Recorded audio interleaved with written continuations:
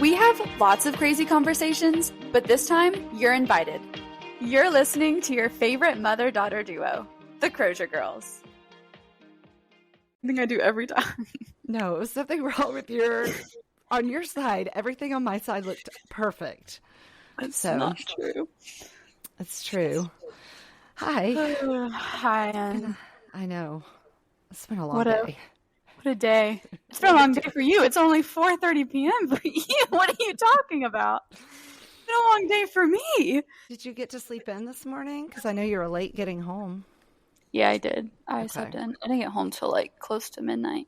Yeah. But I slept in. That's a quick flight from Munich, though. Dad and I were looking at Oh, yeah. It was like 45 minutes long. Okay. Yeah. But they delayed it. Like my flight was delayed like 45 minutes last night. Right. And I was like, that, Marco Polo. I was like, there are 20 people on this plane and it takes 45 minutes to get there. Like, why are we delaying this? Yeah. Wait, I actually have so many things to talk about. Oh my goodness, me too. So let's just jump right in because we have so much. There's the listener feedback that we got on the last episode, especially surrounding one doll Crozier, was off the chart. And the nurse. I literally just got a text from Mr. Terry Swaim. He said, I nearly wrecked my car laughing at what the guy, the IV nurse, the surgery center told you. Nearly wrecked my car. So Miss Harmon, who is a doctor, Dr. Harmon did tell me that, you know how you said he must have broken some kind of law? And she said the law that he has broken is the law of common sense because you do not say dumb stuff like that. That's yeah, duh. So anyway, it was definitely, it struck a chord with some people. Mm-hmm. And then we also have to bring up one Morris Crozier.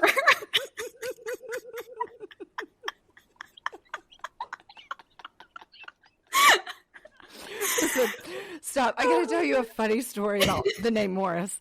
Before we get into all that, we were having dinner one night this week, and Matt and Elisa were over, and the Harmons.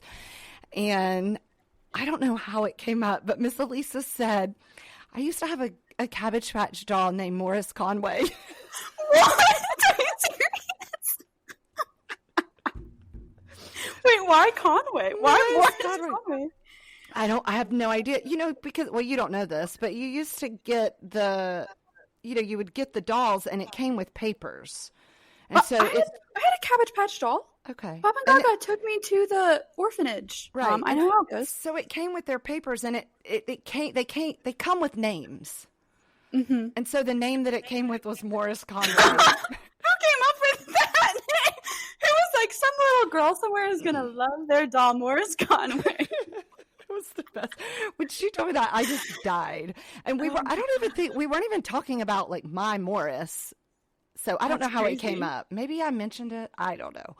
It was let's talk about your Morris. Okay. Because I got a message from one of your friends who said you guys need to talk about Morris, Melanie's bear, who she even took with her on her honeymoon. So would you like to share about Morris?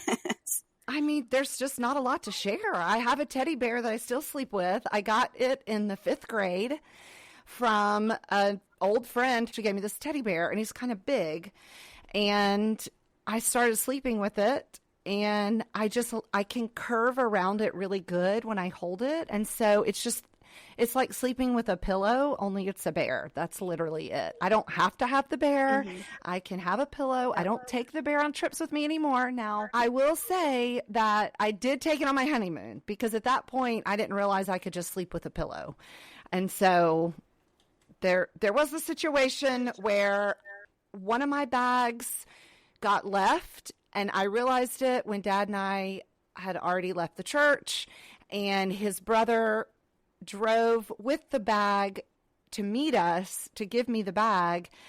And Dad was like, what's so important in the bag? And I had to tell him, like, my teddy bear, I really need it to sleep with. So Dad didn't know before y'all got married that you slept with a teddy bear? I mean, he probably knew, but he didn't know what was in the bag. And so Anyway, I do still have Morris. His last name is not Conway. It's Crozier. And I do still sleep with him. So does this mean that Morris's last name also changed when you got married? Yeah. Because obviously Morris wasn't Crozier before you got married. So Morris's last name changed too? That's so sweet. I don't know how that works. I don't know the law of name changes for inanimate objects. I'm not changing Doll's name. She is always Doll Crozier. Okay. So great. Just thought everyone should know that. So anyway, I guess, and then you and I were talking about it, and because you had forgotten about the bear, and I was like, well, I sleep with this bear. I wonder if there's like some kind of weird thing that I've passed on to you to like, mine's not a security blanket because, again, like I said, I didn't get it when I was a little girl, like a baby type thing. Like I was in the 5th grade. Mine is just a, it could still be a security thing from the 5th grade. I don't know. That's an impressionable year for, I don't know. I guess it's just normally you think of security blankets as like when you're a baby and like a toddler, that sort of thing. So anyway, but you looked it up. I said, maybe we need to consult a therapist and find out why you and I still sleep with these things. And yeah, I looked it up. Do you want to know who I asked? Who? ChatGPT. Stop it. And she pulled from all of the therapists on the internet. I'm sure she's very reliable. But one thing that I did read that makes sense for us is just that it's like a sensory thing. Because like you said, I don't like have to have Doll. I don't take her with me on like short vacations or anything. But I do always like have an extra t-shirt or something that I just grab and then I hold while I sleep because I need to have something to hold on to now. So I don't know. Yeah, I think for you, Doll started out as like a security thing, right? You played with her hair and all of that. And now it's just a habit. You have to have that habit of something to hold. And I think that's what it is for me too. Our last pod episode that we recorded, we talked a little bit about AI and I edited it out because it was just entirely too long. But you just brought it up again. And I don't know if I need to go on some kind of rant about AI or not, but I have very strong feelings about AI. I know you do. I don't use it to like help me with actual things. It's just an easy search engine when I don't want to have to go through all these sources and actually look up the psychology behind stuffed animals or like, objects like that. And so I just typed it into ChatGPT. It was just easy. Right. That's what we tell ourselves. But then all of a sudden, nobody's reading anymore because, people do not read enough. You and I have had this conversation. Mom, you don't have to worry about that with me because I literally took a tiny backpack with me to Munich. And in that backpack, where I could have fit like a whole other outfit of clothes, I fit an 800-page Victorian novel and carried that around with me all around Munich all weekend. So you do not have to worry about me not reading. I am not talking about you, but I'm just saying in general, our society has stopped reading, stopped thinking for themselves. Critical thinking has been flushed down the toilet because we can just bloop, bloop, pull it up all the time and ask stupid ChatGPT what its opinion is. I can't. I cannot. I don't want to use AI. I don't want to hear information from people who have looked it up with AI. No, I don't want to see the cute little reels that pop up using AI. No, I don't. I don't want to see all of Trump's different haircuts that they use with AI. McKinney's showing me all these videos. No, I don't. I'm not interested in that. It's not entertaining to me. Use your brain, come up with some type of creative content, and then we'll have a conversation. Otherwise, I don't want to hear it. That's my AI rant. Listen, I agree with you because AI is going to take my job one day, according to certain people in our family. So I know that. Well, it's not just according to certain people in our family. It's literally according to research. So anyone who does something creative should really be against using artificial intelligence because it absolutely could get rid of jobs and already is. Here's my thing. Here's what you just, not that we need to argue about this on the podcast, but here's what you just said. I'm not going to be really against it because that would be dumb of me. Because guess what? AI is a thing that exists. We're not going to get rid of it. It's not going to go away. It's only going to improve. It's going to take over more things because that is the way that technology always goes. And so as a creative person, I need to know how to handle it. I need to know how to use it. There are classes that train people like me in my kind of job on how to use AI wisely, smartly, how to educate people on how to use it. Because if I don't do that, that is me being ignorant to the future of what my kind of job looks like. Do I want to use it to do my job? No, and I definitely don't. That would be like a breach of integrity. I would never do it. I would never use it to just like do my job and to write content for the organization I work for. But I do need to know how it works. I need to know how to use it wisely. I need to know how to put up privacy stuff on it for, especially the job that I do. So I am not going to be fully against it because being fully against it would, I think, be ignorant. So that's my stance. Well, just call me ignorant and hang me out on a fence post because I am not fully calling you against ignorant. it. I'm sorry. I didn't mean I wasn't calling you ignorant. I am fully against it. I think what you just said is wise. I like it. I have no problem with that. I am a almost 48-year-old middle-aged woman. I do not intend to use ChatGPT, and not only that, but I don't want to see it. So don't send me your reels if it involves ChatGPT. Any people listening? When have I ever sent you a reel involving ChatGPT? I'm not talking to you. Have. I'm talking to our proud listeners. I don't like it, and I'm going to stick my head in the sand. Just that's what happens when you get old. That's valid. The other thing I have to think about is if I have kids one day, my kids are going to grow up in school having access to AI. Like I didn't grow up in school having access to AI. So I have to know how they're probably going to use it on their papers and their, you know what I mean? That they're going to have access to it. And like, it's going to be really hard for me to restrict that. So if I don't know anything about it and I'm just fully against it and I'm like, don't talk to me about AI, I would also not be able to help my children and be aware of what they're literally growing up like in. Like they're not going to know a world without it, Yeah, agree. I agree. You know the best way you can help your children? Read books to them, have them read books. Stop using AI, read books. Okay. I'm not going to use AI for my children. I know you're not. I'm just saying, like, man, it sets me off. And here's the other thing we talked about last week that I edited out are these crazy people that think they're in love with some artificial intelligent something through the computer. It blows my mind and it's sad and I just don't like it. I don't like thinking about it.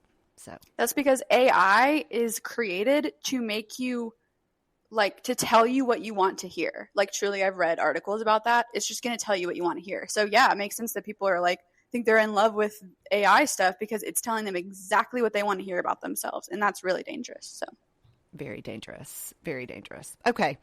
Well, that was not on our dockets. Podcast docket for the day. So anyway, so there you have it. Rebekah and I both sleep with some really odd things and it's not really odd. You have a teddy bear, I have a doll. Like those are basic things. But it is funny that we both still sleep with them. Like you did pass that on to me. Yeah. But also one of my sisters actually both of my sisters still sleep with some sort of like childhood thing. One of them. Mm-hmm. So is it the McKinney women? Maybe. I wonder if my brother still sleeps. What did he used to call those things? Nunnies. He used to have these pieces of silk. David, if you're listening to this, I have to know if you still sleep with a nunny. Yeah, this is so interesting. Okay, so when he was little, he used to like sleep with silky things. And I think at one point he got like some of Gaga's undergarments and she was like, oh, this is highly inappropriate. So she bought him some fabric that was like silky, just a piece of fabric. Okay. And we called them snugglies. These are his snugglies, but he couldn't say that. So it turned into nunnies. And so his whole growing up, he was like, nunnies, where are my nunnies? When he was a little boy. Oh, that's good. And so I don't know if he still sleeps with his nunnies, but the other my two sisters, one sleeps with a bear still and one slept with a blanket for a really, really long time. So wow. Anyway. Does Gaga sleep with anything? Pop. Just Pop, I think. Okay, well that's good. I'm glad to hear that. I don't know of anything else. So anyway. Now I need to do a study on all the women in our family. And David. The women Well, and and David. But he was but we raised don't know by for women. sure. So. We don't know for sure. That's true. He grew up in a household with girls, Right. but A lot of women. we don't know for sure if he still sleeps with his. But. Do you want me to text Aunt Rachel right now and see if we can get an answer before the end of the podcast? Sure. Okay. I mean, you could text him too. That's true. So anyway, it's just something interesting. So there you have it. That's crazy. Actually, you should just send a message out to like the McKinney Wordle group and be like, who in our family still sleeps with like a childhood? Because like I wonder if like Amelia and Amberly do too. Yeah, that's true. We can ask that question for sure. Yeah. Podcast research.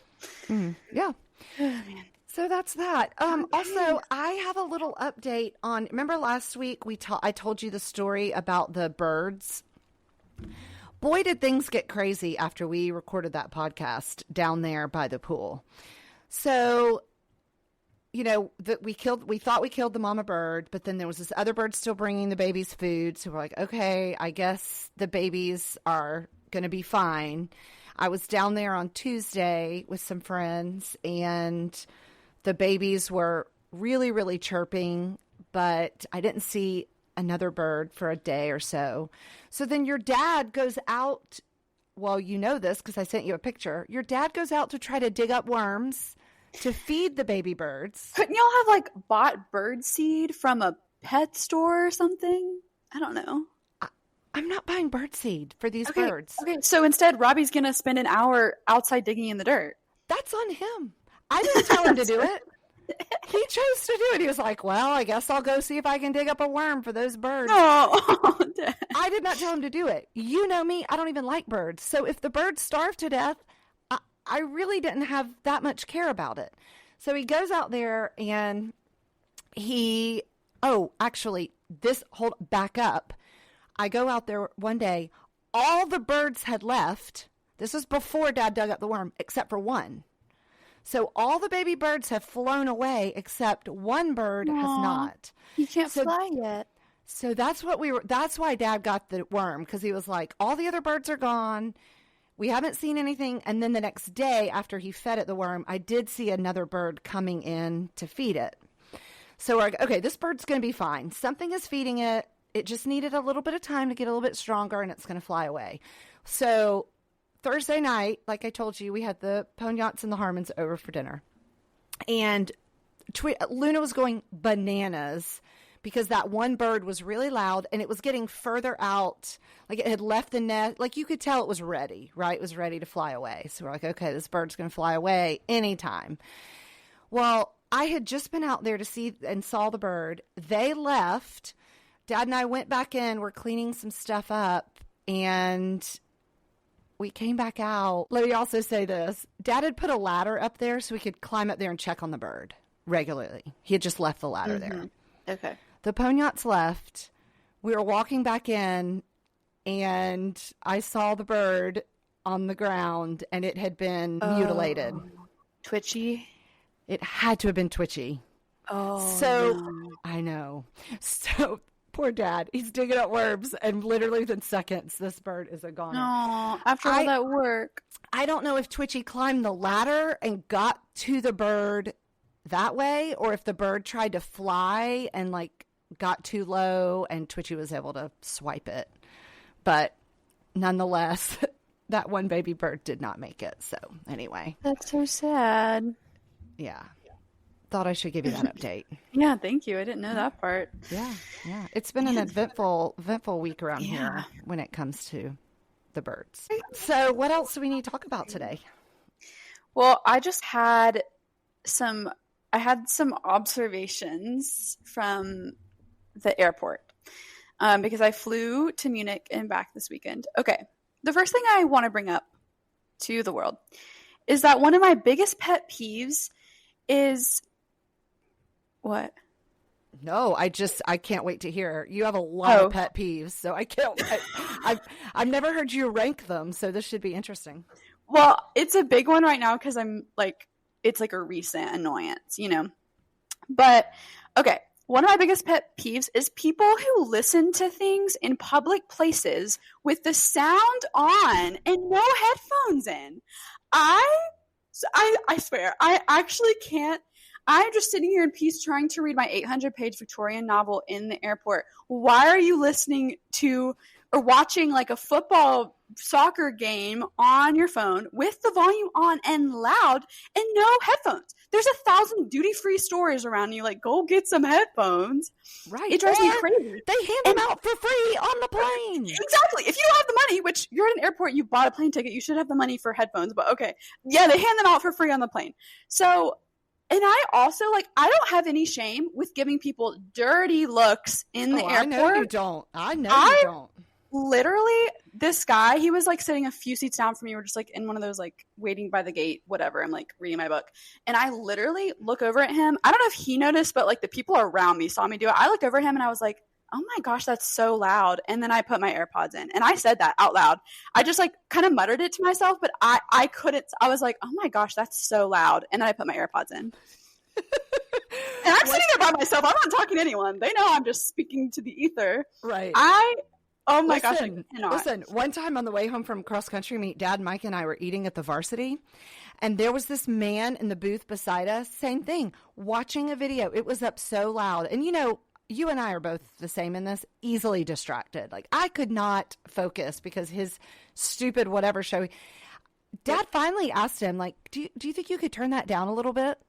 I mean, I think it's just there's like a common law of just technology usage that you keep the sound either way down where you're the only one that can hear it, or you keep some type of headphone or earbud in. And if you're not, then I do think it's totally fine to ask someone, hey, could you please turn that down? Yeah, I agree.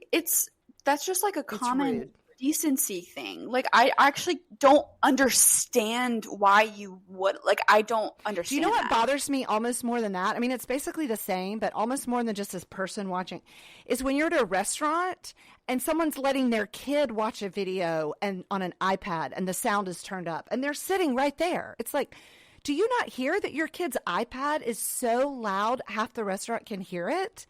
Yeah. I agree. Yeah.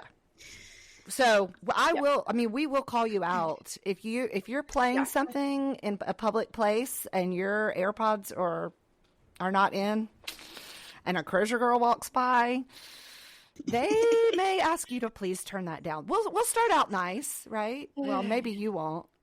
I don't like, what do you mean? Like, why do I need to be nice? I'm just going to be brief and to the point. That's not being rude, though. That's just being, I'm not going to be kind to be like, hi, hope you're having a wonderful evening. No. I'm so sorry. I'm just going to be like, hey, can you turn your volume down? Like, and that's not rude. That's just. But also, you were kind of passive aggressive in the airport. Like, that's so loud. You could have just said, could you please turn that down a little? He wasn't like sitting close to me. I would have had to get up and walk over there. And I didn't feel like getting up, and I could have just as easily I put my AirPods in and I blasted music in my ear like that just to distract myself. So anyways, oh my gosh. Well, interesting pet peeve. I agree with it, and we probably are not the only ones. So yeah. Okay, my other thing that I wanted to bring up from the airport. Okay, so like, you know how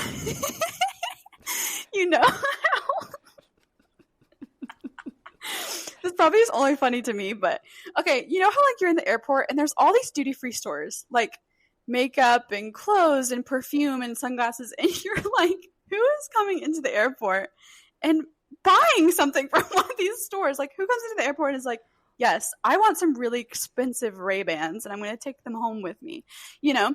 Well, yesterday I was one of those people. Ooh, what'd you buy? Because, and I realize, I understand it now. I got to the airport so early, like I just like overestimated like how much time I would need, and just like, and then my flight was delayed. So anyways, I just got there like super early and had nothing to do. I could have read my book, and like I did read my book, but I was like, you know what? Like I'll look through some of these stores, and I ended up buying some makeup. That I don't need. It's brilliant. And so that's how they get you. They're like, oh, you got here early. LOL. You really, really, really need some really expensive perfume in your carry-on bag. So right. I like finally understand it. Well, that makes sense. And it's so, those places to me are so interesting because everything in there is so expensive. It's not like, you know, this is not like Walmart. We're talking like Neiman Marcus level here, right? Like Chanel. This is expensive stuff. To be fair, I didn't like spend a lot of money. Like I only spent like $20. So I like bought something fairly cheap, but Okay. I just have to make that caveat. I'm not that stupid, but Okay. anyways. Very interesting. Good observation. What else you got from the airport? Thank you. Well, that's the only thing from the airport. But I did think, since I was in Germany this weekend, Mom, we need to tell our listeners because this is pretty rare for a child. What was my favorite saying as a kid that relates to Germany?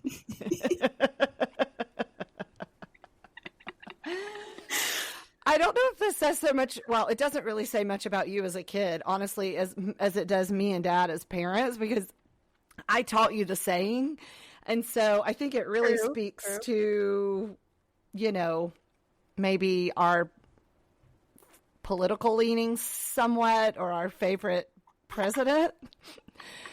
But I guess you were probably 2 or 3 years old walking around saying, "Mr. Gorbachev, tear down this wall." I was 2 or 3 years old. I didn't know that. I was that young. You were so young, and you would say it so clear. It was wonderful. That's so funny. I feel like probably on a video camera tape somewhere we have it recorded, because we didn't have cell phones with cameras when you were that young, but I'm sure that we caught that on recording somewhere. Someday we'll come across it. So yeah. Anyways, Mr. Gorbachev. So funny. Did you see any of the leftover parts of the wall, or you weren't in that? That's in Berlin. That's in Berlin. You were in Munich. Mm-hmm. Okay. Okay. Yeah. But I need to go there one day and say, Mr. Gorbachev, tear down this wall. He did. He tore it down. No, he did. Actually, the people tore it down, but he allowed it. So anyway. So what else interesting from Munich? Was your symphony wonderful? Yes, it was so good. It was like everything I wanted it to be. It was beautiful. And I think I sent y'all this in a Marco, but I also thought this was interesting. But I was seated next to a young family. So husband, wife, 2 young kids. They had a son who was probably like 7 or 8, and then a little girl who I found out was 5. And I was sitting next to the husband, and he said something to me in German, and I was like, "I'm sorry, I only speak English." And he was like, "Oh, where are you from?" So we started talking. This was during the intermission part, between the 2 different parts of the concert. And anyways, and so told him and where I was from, whatever. And then he was like, "Yeah, we're so excited. This is my 3rd time hearing them perform this, and this was only their 3rd time doing it. They were just doing it that weekend. So he'd come to every performance." And he was like, "Yeah, so my daughter, she's 5 and she loves this kind of music. And this is her first symphony orchestra concert, whatever. And she's so excited." And I was like, "Oh, that's great. She's 5. She's 5 years old." And so then I asked, I was like, "Does she play any instruments?" Because I know some parents start their kids young on instruments. I was like, maybe that's why. And he was like, "No, she doesn't, but she's going to some music conservatory, whatever." And I'm like, oh my goodness. And I'm just sitting there thinking this is the difference between families in Europe and families in the US. I don't know actually I do know one family that took their kids to the orchestra, but I don't know many families in the US who take their kids to the orchestra when they're 5. But in Europe, this guy just goes all the time, and that place was packed full, and they were pretty much all Germans, and people just go to these kinds of concerts and they appreciate the arts and they take their kids. And I think that's so cool.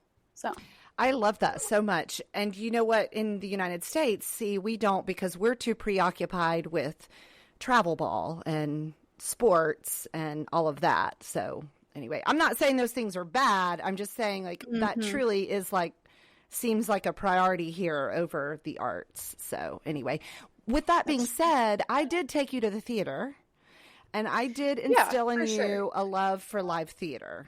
Yes. I'm not saying you guys did me wrong by not taking me to orchestra concerts or anything. I'm just saying that it is different. I didn't know that people still sang opera and could go to college for, cello performance until I got to college. And that's what my roommate's major was. And she was part of this whole department, and everyone there sings opera and does all this classical music stuff. I didn't know that was still a thing until I went to college. But that's just part of normal life in Europe, which is so cool. So. In Atlanta, we have the ASO, which is pretty popular. And so when you get home, let's go, because I love that. Yeah. I love that stuff. Let's do it. I think they do some really good Christmas stuff too. So it'd be fun to go at Christmas. Ooh, that would be fun. We should do it. Definitely. Awesome. I also want you to tell the story about your tattoo, because, I don't like tattoos, and I'm always like, ugh, tattoos. Everybody's like, oh, but my tattoo has a meaning. Anytime someone gets a tattoo, that's the first thing they say. But my tattoo has a meaning. It's like, okay, yeah, that's what everyone says. I get it. And you said that to us too when you got this tattoo, but I don't say that anymore, because now I'm like ashamed to say that, because I'm like, oh, I cannot use that phrase anymore because everyone says that. Well, I feel like people say it as if like you're the only one whose tattoo has a meaning. Yeah, that's a good point. Everybody says that, and everybody thinks that their tattoo has a meaning, and that's fine. It does. Great. Good for you. Okay, whatever. But I love that twice now your tattoo has been a topic of conversation since you've been over there. So once with the nail lady and then this weekend. So I would love for you to tell that story, because I think it's just really sweet. Okay, well, so if for people who don't know, you probably do, but I have a tattoo on my left arm that says grace alone.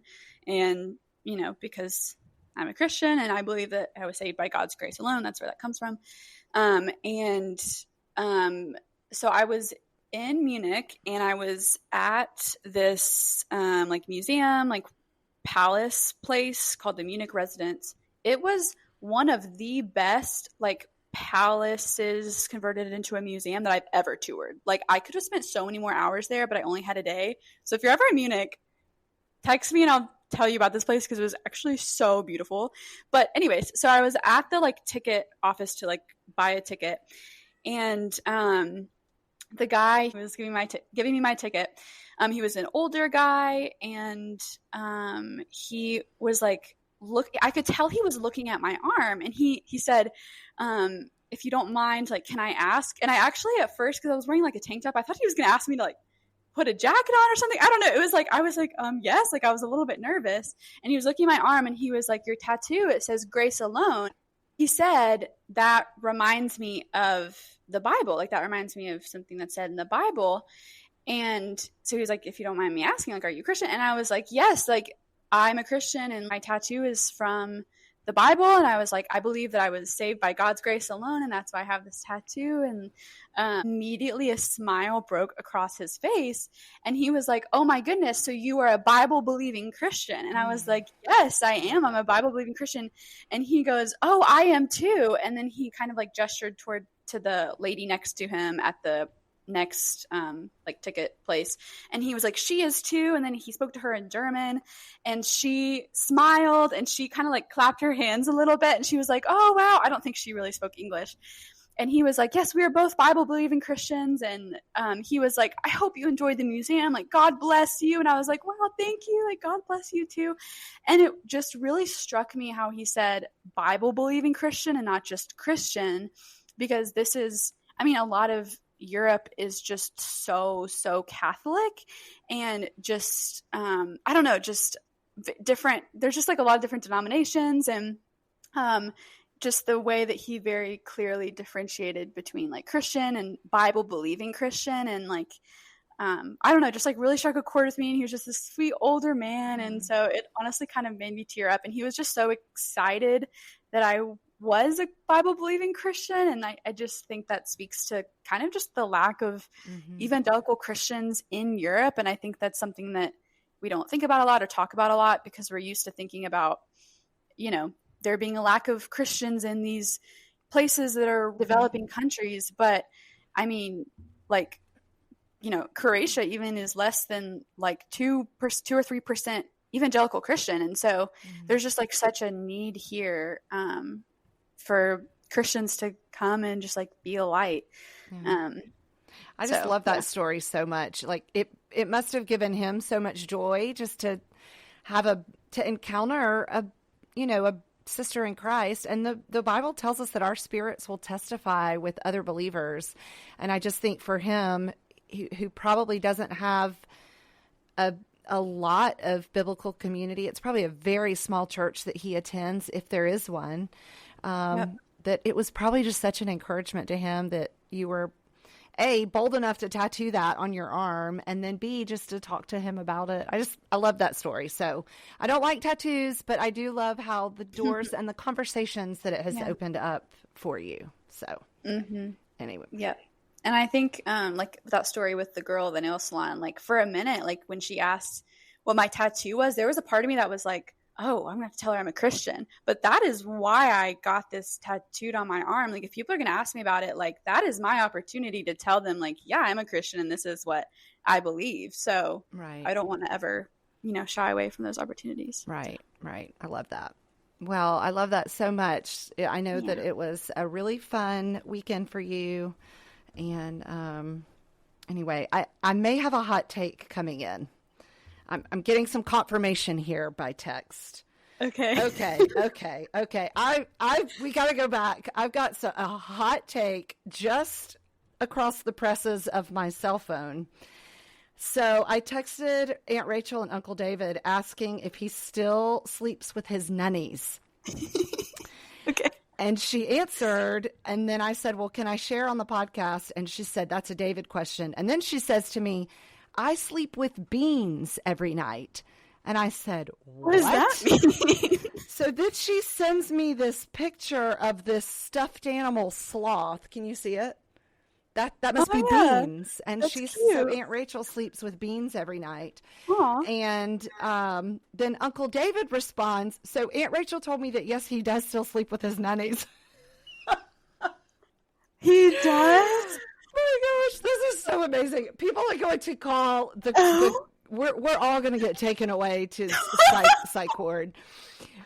However, here's what he says. He says, I don't really sleep with them anymore. I just play with them while I'm reading my Bible in the morning.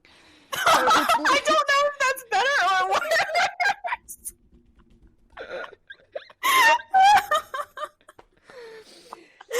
It's just a piece of fabric, and he just like twirls it in his fingers while he's reading his Bible in the morning. So, oh my gosh, we're literally all psychotic.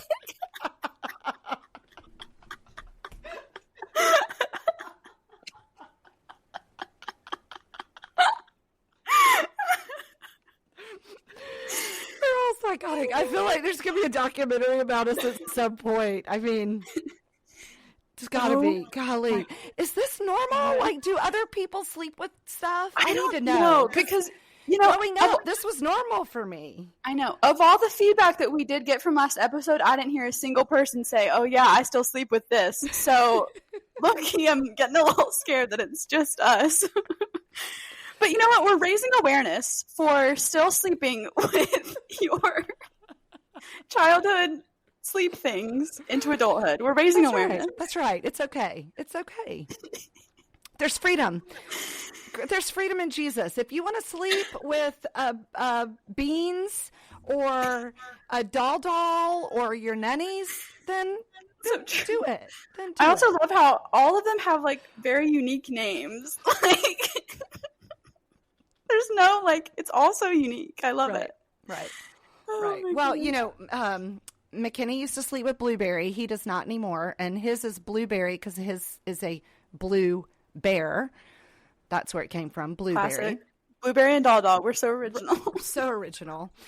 And Micah's is Bubby Special. Oh, Bubby Special. And why is it Bubby Special? It's because we used to say you're lovey. Do you want your lovey? And he couldn't say lovey. It came out Bubby. And so, remember when we did that test where we lined up all of his loveys and we like set him down to see like which one he would crawl to, and that was like his special one.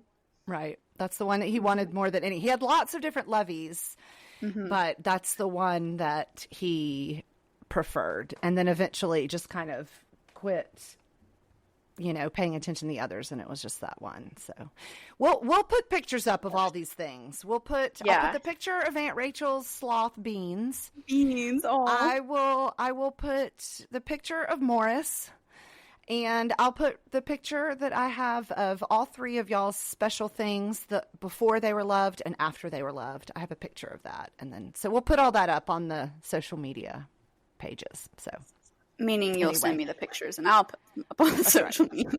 That's correct. That is what that means. All right. Well, we have covered quite a few interesting topics this week. Anything else we need to dive in on? Well, I had another like really random thing. If it's like too weird or out of place, you can cut it. But I did just like think this was funny. Okay, the other night I was watching. Have you ever seen Confessions of a Shopaholic? Well, I read the book. Oh, okay. Is it Sophie Kinsella? Yeah, I think so. Yeah. Okay. Well, it's like there's a movie from like 2009 or something, just like a classic rom-com. Okay, here's my question. Why is every female like main character in an early 2000s rom-com a magazine writer or aspiring magazine writer? Mm-hmm. Every single one. Confessions of a Shopaholic, Devil Wears Prada, How to Lose a Guy in 10 Days, 13 Going on 30. There's probably more. There are so many. They're all magazine writers. Usually they want to do fashion magazines. And I just want to know if, and they're always in New York City. So does anyone have any thoughts on like why that is? My thought is this because there is such a lack of creativity in, our American literature writing, fiction writing, and movie making. It's probably AI's fault, honestly. These movies were made in like 2002. I don't think there was AI. Doesn't matter. I'm blaming it on AI. Okay. They either they didn't read enough or it's AI. It's one of those two things. So okay. Well, sure. Interesting observation, though. All right. Well, it's been so fun to catch up. I know. Are we ready for high point, low point? Yeah. Okay. Well, I guess my high point was going to see the concert that I went to in Munich. That was so fun. And I love just like being able to be like, I want to do this and then doing it. Like, that's just so nice that I'm just at the stage of life where I can be like, I want to go to Munich and see this concert. So I'm going to go there this weekend. Like it's just crazy that I can just like do that. So I love that. It was so fun.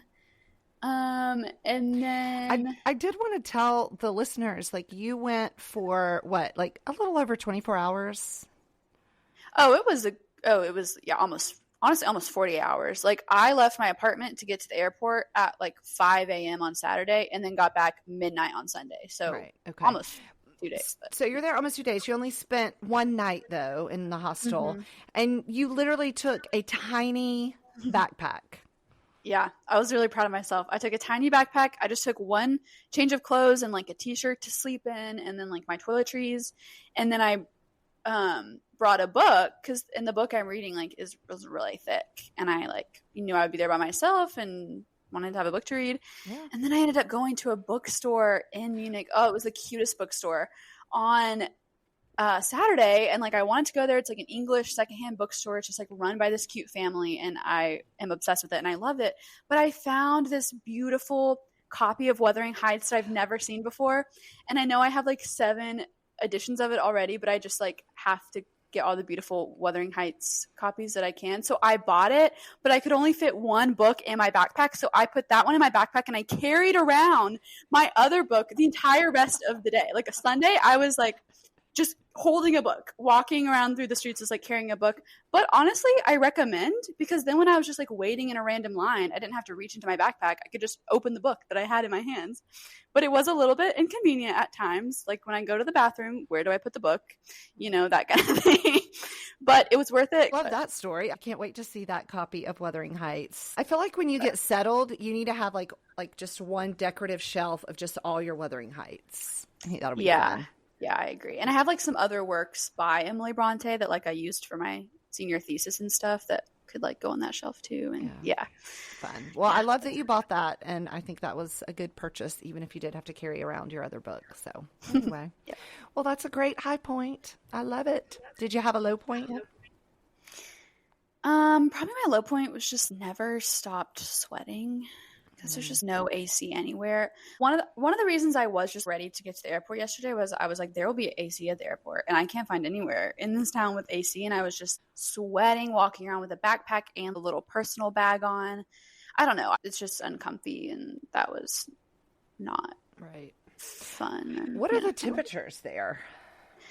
Well, I can't tell you because then you'll be Celsius. like, Rebekah, it'll like, no, because then you'll be like, Rebekah, it's like 20 degrees hotter here and it's humid in Georgia. So like, I feel bad. I'm not going to like tell you what the temperatures are here because they're not that bad compared to Georgia. But you aren't walking everywhere. You can get in your AC car and go. Well, I have to walk 20 minutes to the grocery store. So like, it's just a lot. I was going to say, that's not necessarily the case. I mean, if it's 80 and there's no air condition to get in, then that gets it's old. Above 80. It's like 85 to 90. And it's like, truly, I'm just sweating every day because, again, to go anywhere to do anything, I have to walk outside in the heat. Mm-hmm.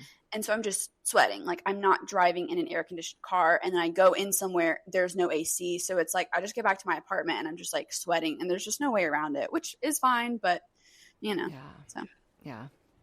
Hey, that's when you say, thank God for the good old US of A and our obsession with air condition, regardless of any kind of environmental or climate repercussions it may or may not have. So, because I do feel like that's a big thing in Europe, right? Because everything's regulated so much. That's why there's not as much AC. I have no idea. Is that why? I do think so. It's because they have so many regulations on energy usage.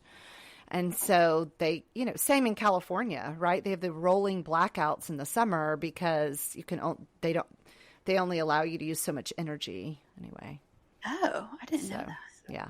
Well, I'm glad that they're doing that so that the U.S. doesn't have to. Georgia doesn't have to.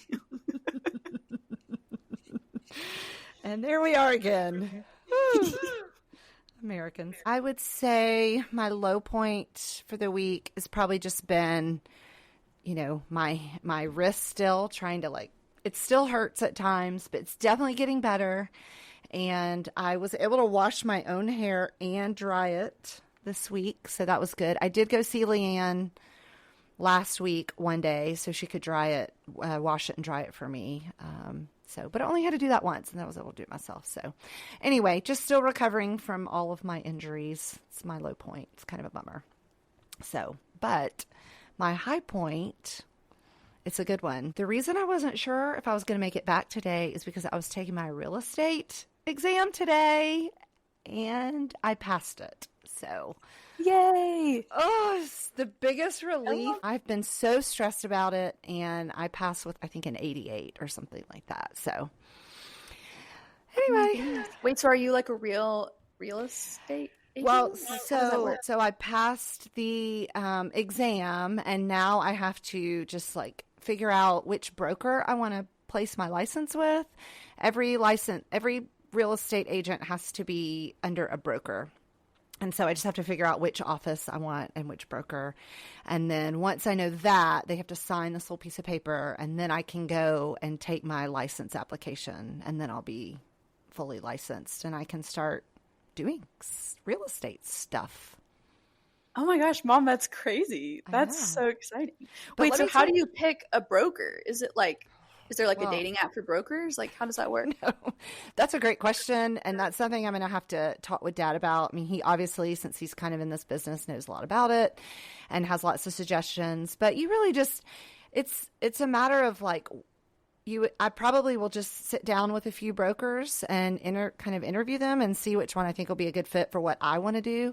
And so you just really have to sit down and figure out okay, what percentage of commission do you take? Because, obviously they're your broker, so they're going to be getting paid off each deal that I close, right? And so they get a part of the commission. And so what's the split, and what can you offer me? What kind of training and services and things like that can you offer me? Because obviously I know nothing except for all the stuff I've just crammed in my brain to pass this test. And so anyway, I just have kind of some questions.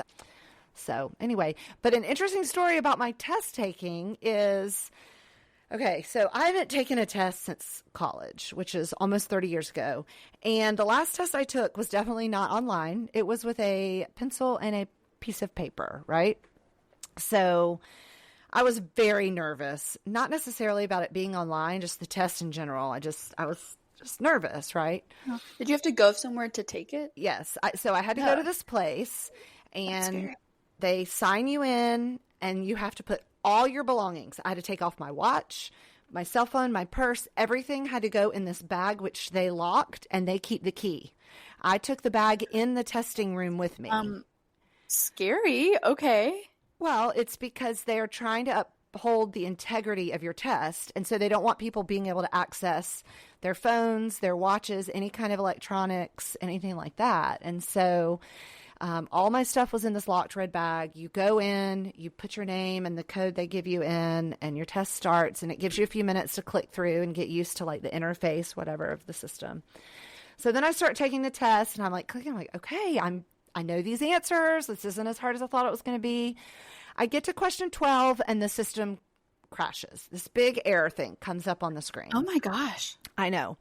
So, and also in this testing room, there are cameras everywhere watching you. And wow. So people take note, like your real estate agents like know their stuff. They had to take a test with nothing to help them cheat. So yeah, there's no cheating. There's definitely no cheating. And it's not just realtor, potential real estate licensees that are in here taking this test. There's people taking general contractors tests. There's people taking nursing tests. This is just a testing facility for any type of test that needs to be proctored, and they use this service, right? So there's cameras everywhere. There's signs everywhere that say these cameras are being recorded with a DVR, essentially. So it's like, it's not just they could be watching me out there on the screen, but also I'm being recorded. So when my error came up, like I was nervous to like look at and it's a partition, right? Like a voting booth almost, but you're at a chair and a little desk. So there's someone over here on this side of the partition and someone over here. And so I kind of wanted to like look and see, are their screens down? Is it just mine? But then I was like, no, because if they may think I'm trying to cheat. Anyway, so one of the proctors comes in, and I put my hand up, and she was like, the whole system's down. So I get up, I go to the bathroom, just might as well. So that was I was 12 questions in. That was probably 15 to 20 minute delay. So I was like, okay. Then the station I was at, they could never get it back up. So she had to move me to a different station. So then I started back in, and it picked right back up where I left off. I didn't have to start over from the beginning. So that was good. But Rebekah, I was on question 136 out of 157 questions. So I had 157. Oh yeah. My God. So there were 20 questions left, and it did it again. No. And at this point, I'd been in there almost 2 hours, and I was just ready to be done. And it was off for almost 30 minutes before they could get it booted back up. Oh my gosh. You didn't have to start over, right? I didn't have to start over. It had all my answers still, which was so good. But I was like, I cannot come back and do this again. This is it. Like, I'm taking this test. I'm passing this test. Somebody better get this right. That. If this is a testing facility for all kinds of tests, like that is not okay. I know. It was crazy. It was so stressful, but I got through it. Praise the Lord. That part's done. I feel like it's definitely the hardest part. And anyway, so yay. That's it. I'm excited. I don't have to study anymore. Thank you. So you and Dad are like the dream couple, dream team. He's a loan officer and you're the real estate agent. They're gonna sell all the houses together. Whatever. I hope so. Yeah. So it'd be great. I'm excited. I think it'll be fun. I've kind of always had in the back of my head about getting my real estate license, and I have connected people with their dream home several times now, and it just always feels so fun to find like the perfect home for your friend or whatever. So I'm excited to be able to, do that on maybe a more professional, bigger scale. So yeah, you've basically already been doing it just unofficially for a year, so and not getting paid. So now I'll get paid, which will be kind of nice. So anyway, nothing like starting a career at 48 years old, but hey. Listen, here we are. I don't know what you're talking about. You're literally in your prime right now. That's a great time to start a career. Don't tell yourself. You can start something new at any age. It's true. That's true. Yep. Okay, well, that's all I've got. This has been a fun conversation today. Mm-hmm. The trash truck is outside as we speak. Do you hear it? I hear it. Good night, trash truck. It makes me think of that book we used to read, Good Night Moon. And it'd be like, good night, moon. Good night, spoon. Good night, bed. Good night, cat. Good night, cat. Yeah. Good night, trash truck. The trash truck says good night to you too. All right. Well, I love you, hon. It's been a fun conversation. Yep. All right. Well, have a good rest of your week. Thanks for listening, everybody. Bye. Bye.